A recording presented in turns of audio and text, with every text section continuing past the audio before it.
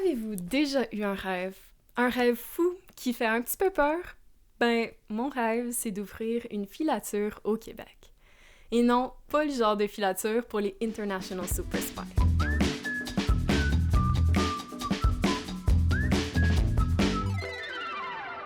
Donc, je disais, mon rêve, c'est d'ouvrir une filature qui pourrait transformer, teindre et offrir des laines entièrement québécoises à ceux qui adorent ce genre de choses autant que moi. Alors, commençons au commencement. Qu'est-ce qui m'a amené à dire, ouais, tu sais quoi, c'est une filature qu'il me faut.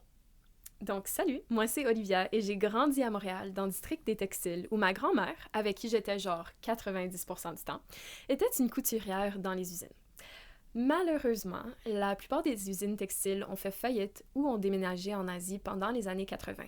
Ce qui a fait en sorte que les histoires que ma famille me racontait de cette période textile étaient plus comme des fables, genre il était une fois, nous entendâmes les métiers à tisser claqueter toute la journée et toute la nuit, et les machines à coudre furent le son ambiant des rues. Donc, évidemment, quand ma grand-mère m'a donné 2 aiguilles à tricot à l'âge de 8 ans, j'étais comme oh my god, je suis une personne textile comme celle dans les fables. Et je les ai pas lâchées depuis. Après, bon, les arts textiles sont un slippery slope, donc j'ai vite appris à faire du crochet, à tisser, à filer, à teindre avec des plantes et des insectes. Et puis l'année dernière, j'ai convaincu mon chum de passer sa formation de ton de mouton, ce qui voulait dire que j'allais recevoir des toisons brutes. Donc, j'ai vite réalisé que, wow, il fallait que j'apprenne à classer les toisons, ce qui voulait dire utiliser un microscope puis déterminer les microns, déterminer la force de la fibre, ce que je savais pas faire, mais là, je le sais. Et bon, nous voilà! Comme vous pouvez voir, on est dedans solide et j'adore ça. Je vive, je respire, j'adore la laine.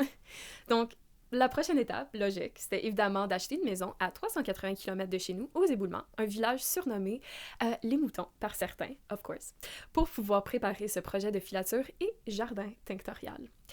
Ramener une industrie au Québec qui a été complètement dévalorisée, c'est définitivement pas sans défi, mais mon slogan de vie, c'est vraiment que tout défi peut avoir une solution si on cherche assez fort.